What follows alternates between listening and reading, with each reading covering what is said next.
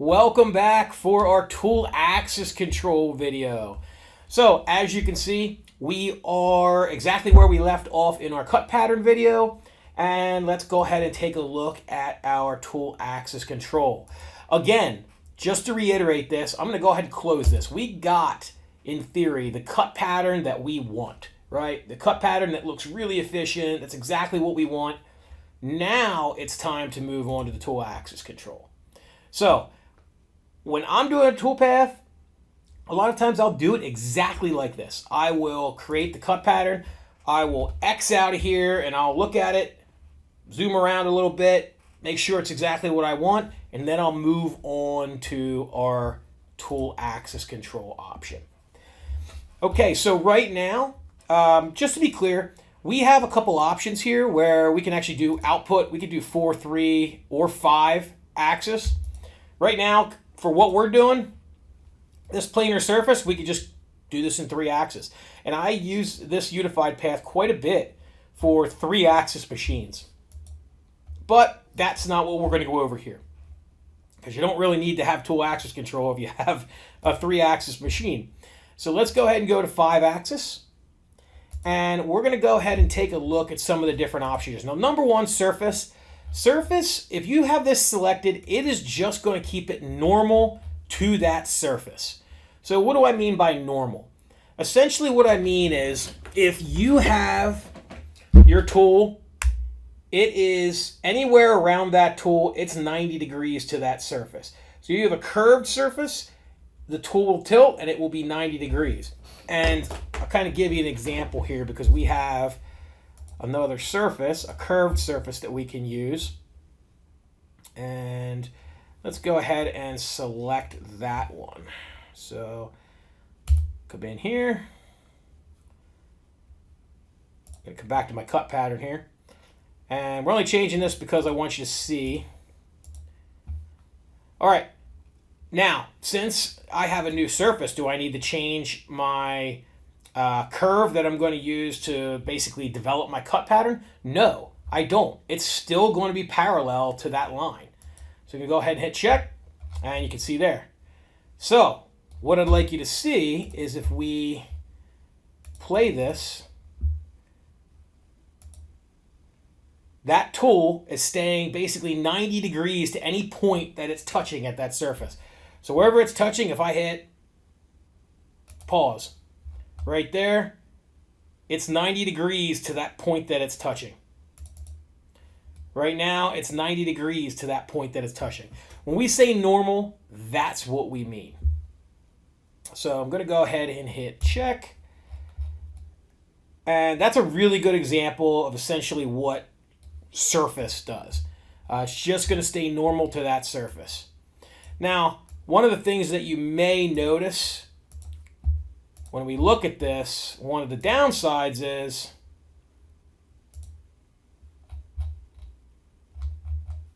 where are we at here? Play. There we go. One of the downsides is we're cutting on the very tip of this ball end mill. Obviously, that is not an ideal cutting condition. It's probably the worst cutting condition you can have for a ball end mill because we all know that the surface footage calculation for the center is infinite, right? No spindle can go infinite RPM. So ideally, you like to cut on the outside of the ball mill. This is where 5 axis really shines. So we can actually tilt the tool to cut on the side of it rather than cutting on the very center. So I'm going to come back in here. We're going to change back to our planar surface. So go to levels, square surface, select that again, and selection. All right, and I'm going to turn it off just so you can see the cut pattern a little bit. Actually, you know what? I'm going to leave it on for this because there's a couple points that I'd like to make while using this. So let's go to tool axis control again. So we got, once again, we have our cut pattern. Let me hit check just to kind of demo that. So we got that cut pattern back. That's what we decided that we want to use. Now, you can see there's quite a few in this drop down. Some of these are pretty specialized. Some I don't really have geometry to demonstrate. So I'm only going to go over a few of these, some of the ones that are pretty common, the ones I've used the most. So we'll start with surface with tilt. Obviously, I showed you what surface is. It's just going to stay normal to the surface. Surface with tilt, well, there's a ton of different options in here. We're only going to go over a couple of these two, the more common ones that I've used. So follow surface ISO direction. So set side tilt by angle, by contact point. Okay. Generally, I'm going to do by angle. So essentially what it's going to do is, if, let's just say, I want to tilt that ball end mill to mill this surface so that it's not milling on the center point like we talked about, but I would rather mill maybe further on the outside. I'm not going to get the whole way out, otherwise the end mill would be parallel with the surface. So let's just say I want to tilt this 40 degrees. And go ahead and hit check. All right, so automatically you can see that, hold on here, I'm having trouble. You can see that our retracts are set to 40 degrees. Let's take a look and see what this looks like. I'm going to slow it down just a hair. So with this, our tool is tilted to 40 degrees. Now I'm going to go to the right side view. Oops, actually I want to go to the left side view. Take notice of something here. Notice our contact point is here. So it's quite a bit further out on that diameter, going to give us a much more efficient cutting condition. But when I rotate, notice our toolpath is always created at the center of the tool. So when you create a toolpath and it is offset from the surface, don't panic. Chances are that probably means that your tool's just tilted, or the tool tilted, and we'll talk about this more with collision control. It will actually change throughout if you have collision control and it needs to avoid something. So don't panic when you just see the lines here. I would always recommend kind of running it through your back plot and just seeing what it's doing before you panic and change a bunch of stuff. Always take a look and see what you got. One other thing here is we really can't see what the angle is unless we backplot this. If you want to see what it is at any given point, you can actually come in here and display vectors, and it will actually show you the vectors of the tool. So just another way of doing it. You can also do this just with your regular toolpath. So if we hit play, run through that, and once again, notice how from the top it looks like it's not machining this, right? Looks like, oh, well, my toolpath's a little short, and here it's going too far. Well, it's actually not. This, because of where it puts it, the contact point, front, right, we can do right. Yeah, the contact point's all the way out here. Now, it does look like it's cutting a little short, so if I was concerned with that, obviously, I would use, excuse me, there we are. I would go into my cut pattern, and I would use my trim extend to extend that a little bit so that I was getting a full cut all along there. The other option you could try is you could try exact and see if it will take that. Okay, it doesn't like that in this case. So that's no good. So what I would just use is I would use my trim extend to make sure that I got full contact all the way across that surface. We're not going to worry about that for now. Ortho to a lower edge curve. Like, this is all stuff that you can kind of set. So it's kind of looking at this lower edge curve, which would probably be this curve here. Use main spindle direction. There's a bunch of different options here. I generally just do surface with tilt. That way it's going to stay true to the surface, and the tilt is always going to be to what the surface is. So if I'm normal to the surface, if I go 40 degrees from that normal, that generally works out the best for me. Let's see what else we got in here. So some of these we're going to leave go because these aren't the best options. Basically, they're just going to be 90 degrees. We're going to look at from point, from chain. I do actually have a lines example. It's not a great one, but I have a lines example just to show you what it does. 2 chain, and 2 point. So we're going to look at all of those. Normal to impeller floor, I've actually never used this one. I assume that you pick the impeller floor, and that's kind of how it works. Very specialized. You'd only use that in a handful of situations. Tilt relative to contact point. So it's just tilt relative to its contact point versus the actual normal to the surface. And then tilt relative or reference surface, that is something that's a little bit different. It's a little bit more advanced. We're not going to go into that, but I actually have used that quite a bit when I'm machining certain things and I create like a clean core for them. More advanced videos to come on stuff like that. So let's start with from point. Let's go ahead and grab this, and I'm going to go ahead and click and select my point. So somewhere in here I have points somewhere. There they are. All right. And we're going to start out with from point. I'm going to pick this one. And we obviously have some more options here. Not many. And we could do a tilt angle relative to that point too if we want to. But let's just keep it normal for now. And let's see what we get here. So let's come to our toolpaths. And let's go ahead and play this. Okay, this is not the speed that I was really looking for. But notice that the tool is always pointing through that point. So if you were to take and draw an axis through the tool, that axis always is tilting through that point. So you can see how it changes. And that's the reason you see this poking through down here, because it's basically 90 degrees normal to the surface there. But then as we get out further, it starts tilting more and more because it has to be tilting through that point. So you can kind of see that as it goes along there.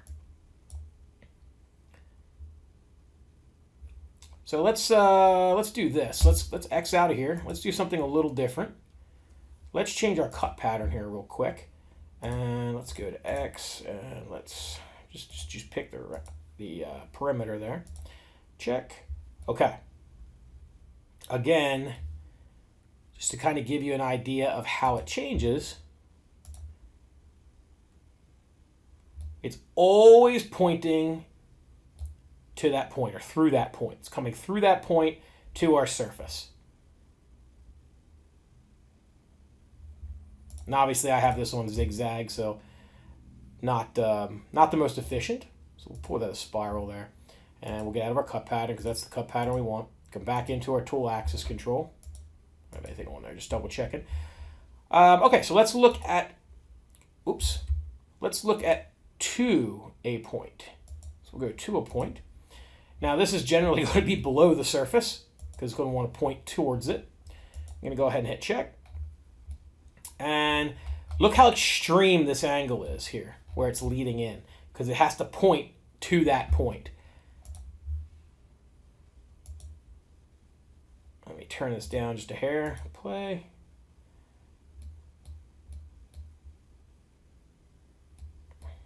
And this is off center. We actually have this point off center from relative to this surface. So it's not in the middle of this surface.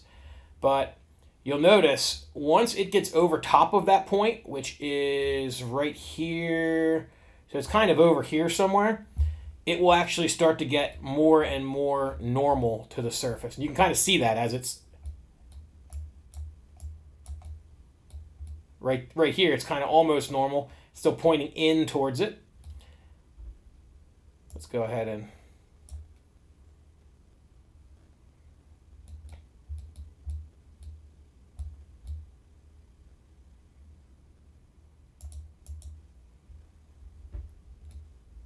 so yeah, we're getting really close there. So that's basically what 2 point does. I don't really know how to explain it much better than that, other than just showing essentially what it does. Let's go ahead and do from chain. All right, so it's just very similar to from point, right? These are all very similar. It just gives it a bigger area. It's not through the point, but it's going to be through the chain. And then, of course, we have some options that we can kind of control that a little bit further.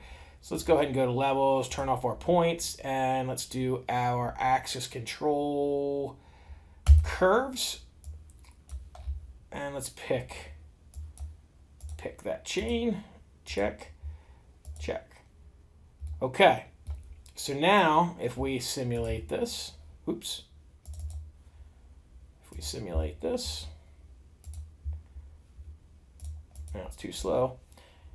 It's essentially always putting the axis through this chain. So now it looks a little bit more controlled, a little bit more uniform, I would say. But you kind of get the point. The same thing would just be two chain, right? So I'm not even going to demo two chain because it's essentially the opposite. The chain would be below the surface and it would always be pointing towards that chain. Now there are a couple options here that we can kind of play with. So we can do closest point. A lot of times I'll pick closest point, or I'll just leave it on angle and I'll just leave it at 0 and it's still gonna go to the closest point. But you can angle from main spindle direction. Now it only matters, this is all going to do the same thing unless we add an angle in here. So if you don't add an angle, it's essentially just going to be closest point. From start to end. So this is an interesting example here of where they're doing some porting from start to end.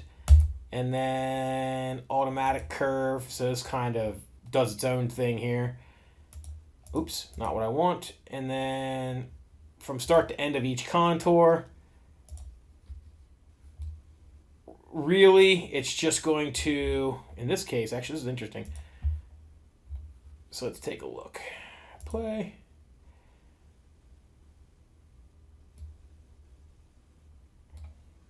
So essentially what it's doing is it's for each one of these contours, it's a little bit different. It's not, notice it's not following that the whole way. So it's actually finishing the contour at any given point on the circle. So a little bit different situation there. I've never used that one, so that was kind of interesting to see there. A little bit of a changes your cut pattern, makes it a little bit goofy though too. Okay, last one. Let's do lines. So let's go to lines and let's go to our levels. Let's turn on lines and let's select our lines. Now these are very extreme. I have these angled very extreme on purpose, just to kind of demonstrate what this does. And we have a couple different options here. All the lines weighted by distance. So just how far away it is how it transitions, how quickly it transitions to one to the other. All right, so let's take a look at this. And this is kind of hard to see. One of the things about this path is that, or this axis control, is that you have very, very accurate control, but the more control that you get, it requires some work you need to put in, which is creating these vector lines that we selected. So it's going to transition from one to the other. It's going to kind of average them out. So when you watch this, okay, so when it goes to that one, notice it's pretty much almost exactly aligned to that one, right? And then it transitions, it's pretty much almost exactly aligned to that one, transitions to this one, and it's just kind of averaging them out to transition between them. Now, would I ever use this? No, I would never, well, yes, I would use this. I'd never have the lines this extreme where the tool's almost on its side. So, it would be probably more vertical or more normal, not completely normal, because the idea is to cut on the side of the cutter. But yes, I would use this, but not this extreme. Okay, so that goes over a good bit of our axis control. So where I'm going to get us is when it gets to a point where we are ready to go into the collision control video. So we have our cut pattern here. We're going to change this cut pattern. So I'm actually going to do a morph, or maybe a guide. Yeah, I think I'm going to do a guide. Actually, I'm going to do a morph, and I'll show you why it's probably not going to work. We'll see. We'll see how it works. And we're going to morph from... let me turn off those lines, because that's messing things up. All right, let's do that again. There we go. All right, so we're going to pick... which one did I pick there? X that one out. X that one out. I forget which one I put where, so I'm just going to reselect it. Check. Okay, so I'm going to morph from here, and I'm going to put on my guide cylinder, and we're going to select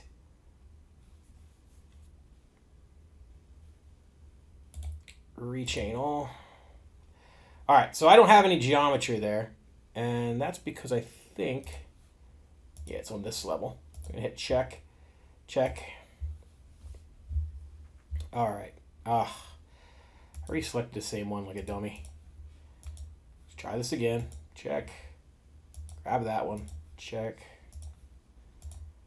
All right, now I think I got it. Okay, so let's take a look and see what that does for us.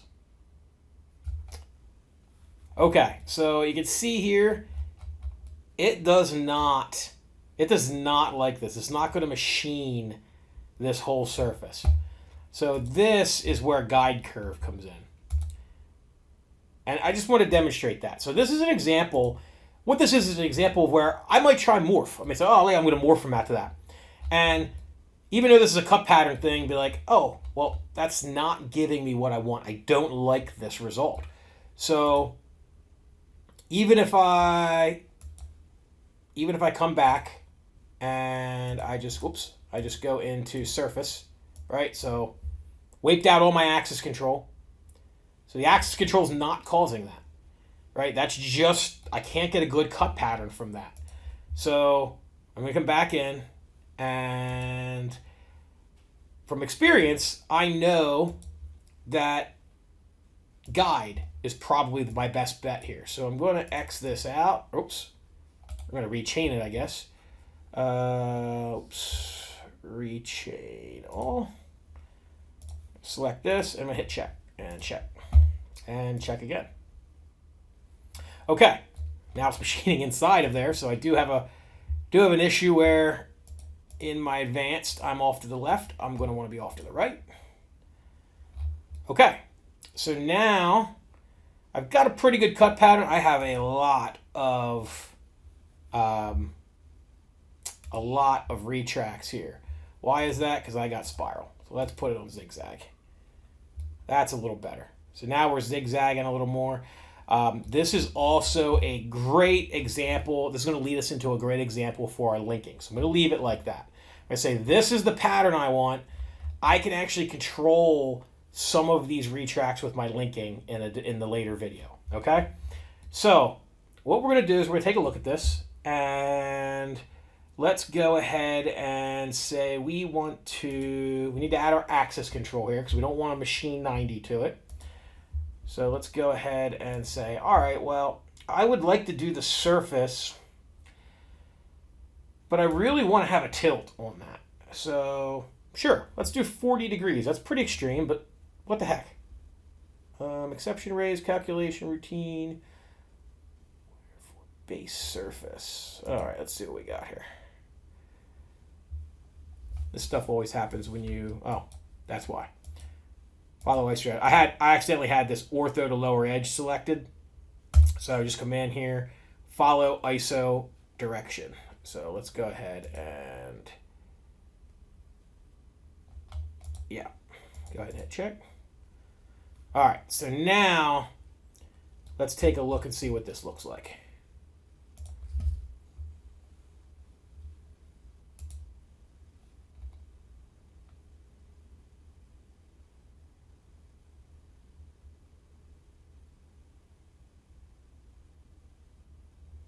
So we're starting to see some inefficiency here, right? Now, maybe, let's see if I go in and try, I don't know if this is going to work, but let's try our regions. See if that fixes a little bit of it. All right, that made it a little better. Okay, so let's give that another shot.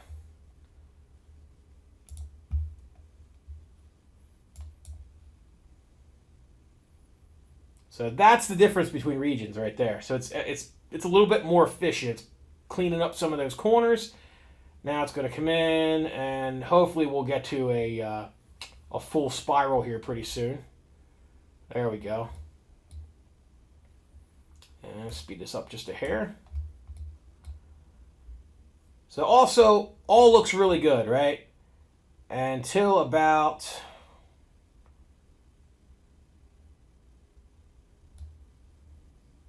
Oh man, we're just missing that. Oh, now we have a problem. Till about now. We are crashing our tool holder into this. All right, so if this is our real part, we want to machine this surface, but we have this here in the way, you might think, okay, well, why don't we just machine it at 90, right? Like, why don't we just machine it at 90? We'll get as close as we possibly can. Now, keep in mind here, this surface, if we were really machining this, up next to this, we would be using a flat end mill, and we would just do a dynamic mill and flip and just finish this, right? Very easy. What I want you to realize is this is just a flat surface just to do this demo. Normally this would be somewhat curved or something where you couldn't use a flat end mill to machine it. So imagine that we're in a situation where we couldn't use a flat end mill, and we also have a ball sticking up here that we have to avoid. And we don't want to machine it at 90 because that's not an ideal situation for our ball end mill. Okay, so we're crashing now. So what we're going to do is we're going to transition to the next video, and I'm going to show you how to use collision control. That'll be a pretty short video to avoid this thing and still maintain a lot of that tilt so that you're cutting really efficiently. All right, I'll see you in the next video.